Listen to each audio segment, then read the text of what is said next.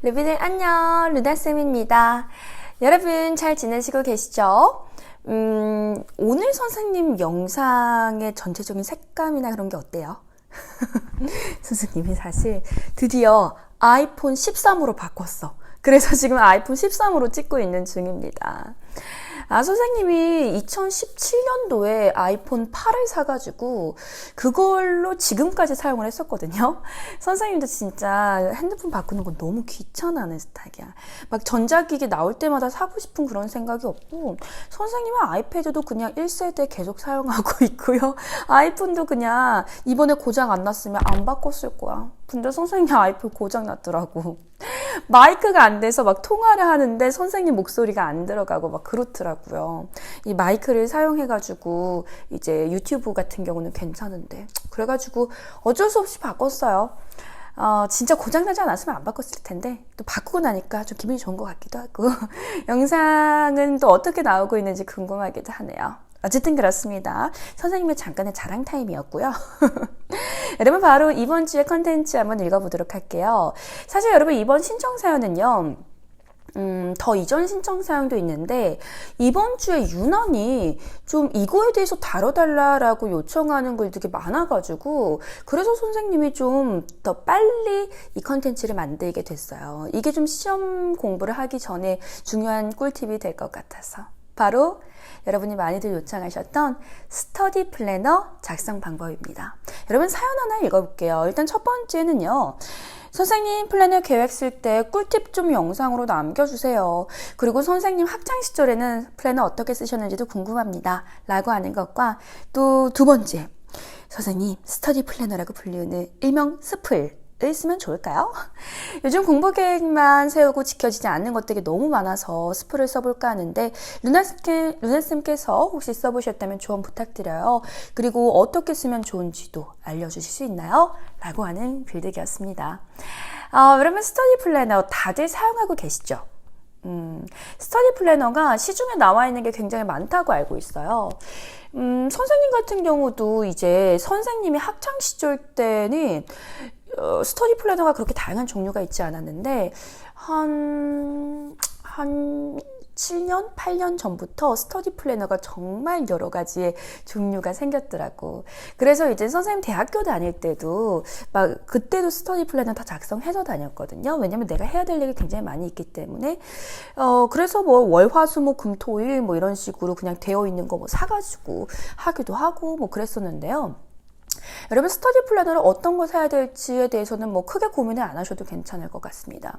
스터디 플래너는 플래너를 작성해서 그걸 지키고 내가 수행하는 데 의의가 있는 거지, 스터디 플래너가 어떻게 생겨먹었는지는 중요한 것이 아니거든. 여러분 스터디 플래너, 사실 스터디 플래너는요, 옛날부터 투두 리스트라고 해가지고 우선순위로 내가 공부해야 될 것들, 그리고 내가 작게는 하루하루 어떤 공부를 끝내야 되고, 그리고 좀 넓게는 일주일, 한 달에는 어떤 것을 끝내야 되는지, 뭐 이런 것들을 이제 담으시면 되겠습니다.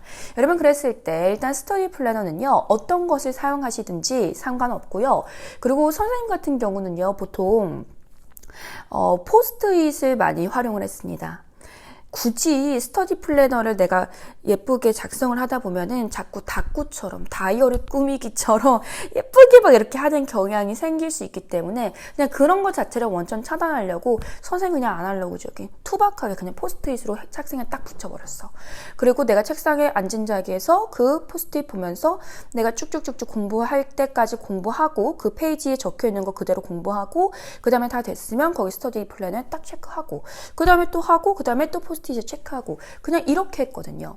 아예 스터디 플래너를 계속 처음부터 끝까지 막 이렇게 자꾸 빼고서 읽어보고 빼서 읽어보고가 아니라 그냥 책상 앞에 딱 붙여져 있으면 나의 목표의식이 딱 생겨서 굉장히 좋더라고요. 그리고 이제 선생님 같은 경우는 핸드폰 메모장을 지금 이용하기도 해요. 그래서 이제 메모장 같은 경우는 이제 들고 다니면서도 볼 수 있잖아. 그래서 그냥 핸드폰 펴서 메모장 보고 그 다음에 바로 체크를 하는데, 너희들한테는 그렇게 추천하지는 않아요. 왜냐? 핸드폰을 폈을 때 메모장만 봐야 되는데 메모장이 열리기 전에 이미 왔었던 카톡과 뭐 여러분 아시죠? 뭐 페메들, 뭐 인스타 DM들 등등의 유혹되는 요소가 너무 많기 때문에 핸드폰 자체를 아예 안 꺼내는 게 제일 좋습니다. 그래서 그냥 포스트잇 자체를 그냥 선생님 주머니에 들고 다니기도 했었거든. 그렇게 하는 것도 좋을 것 같아요. 어쨌든 스터디 플래너는 포스트잇에 하든지 스터디 플래너 예쁜 거 사가지고 하든지 제발 꾸미시지 마시고 그냥 필기하는 그런 용도로만 사용을 하셨으면 좋겠습니다. 그렇다면 본격적으로 스터디 플래너는 어떻게 작성을 해야 될까요? 여러분 작은 것부터 시작하지 마시고요. 큰 것부터 작게 플래너를 조정하시는 게 좋아요. 그러니까 예를 들어서 내가 만약에 시험 기간이라고 해보자. 그러면 보통 우리가 중간고사든 기말고사든 시험을 한 달 전부터 준비를 하잖아.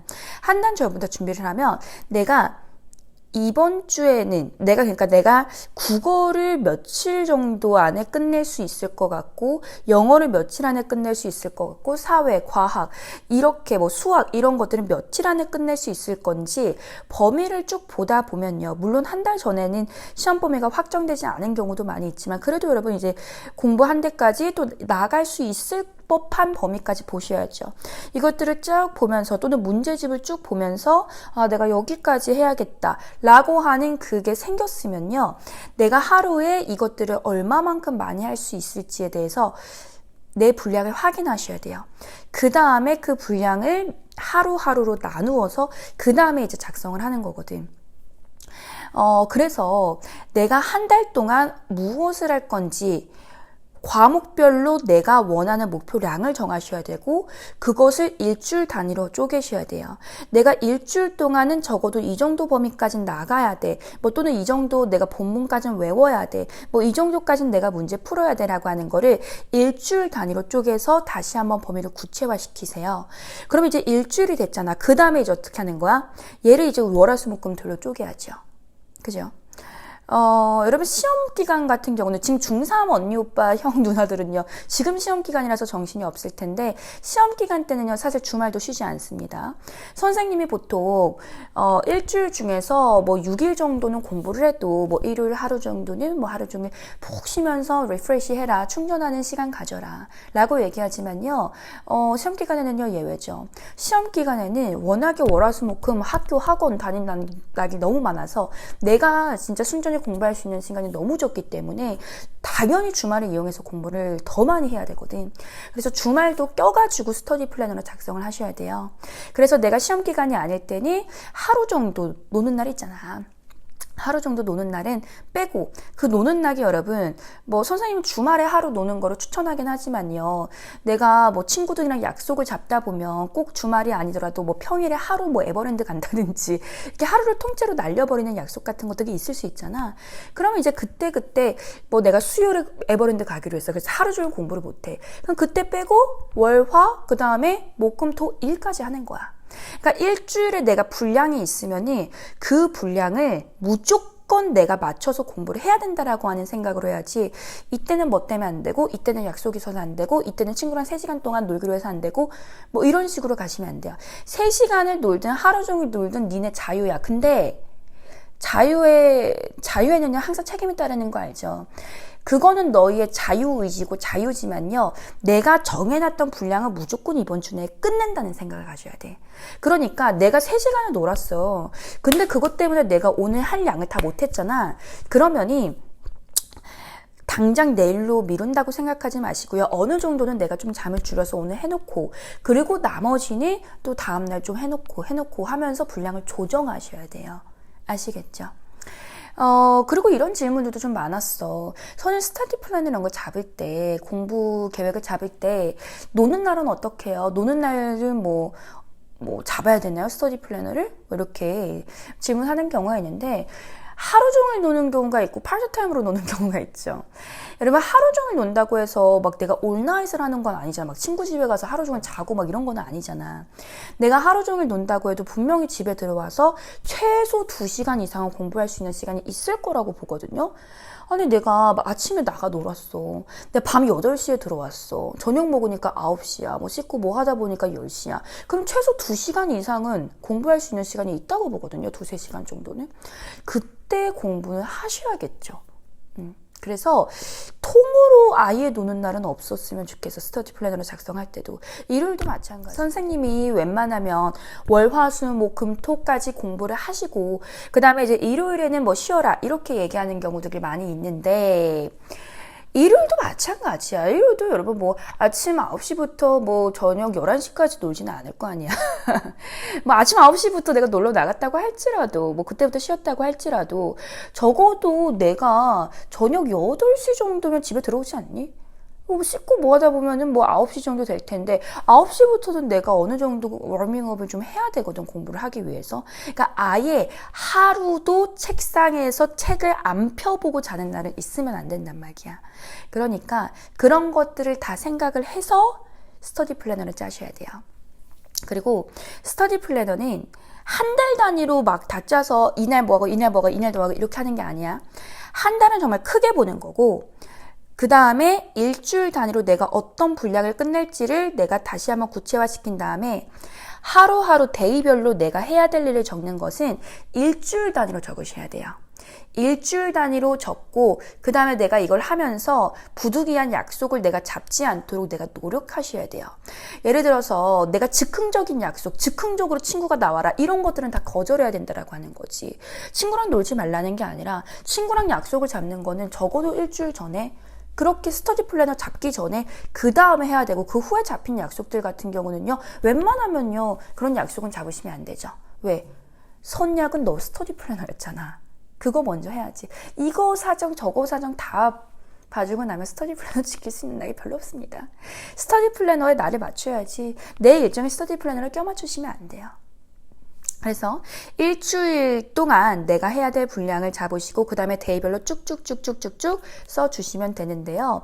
그거를 할 때 몇 시부터 몇 시까지 나는 이거 공부, 몇 시부터 몇 시까지 이거 공부 이렇게 뭐 짜셔도 괜찮지만요. 사실 좀 그렇게 유치하게 짜기보다는 그러니까 내가 공부 시간을 어떤 거를 할지에 대해서 짜는 게 아니라 공부할 분량 중심으로 스터디 플랜을 짜는 게 좋습니다. 그러니까 내가 뭐 과학 문제집 몇 페이지부터 몇 페이지까지 개념 노트에 정리하고 문제풀이 채점 오답 뭐 이런 식으로 굉장히 구체적으로 내가 공부해야 될 분량에 대해서 적으시는 게 제일 좋아요. 그래서 1번 뭐 과학, 2번 뭐 국어 몇 페이지, 뭐 3번 영어 본문 암기 뭐 이런 식으로 말이야.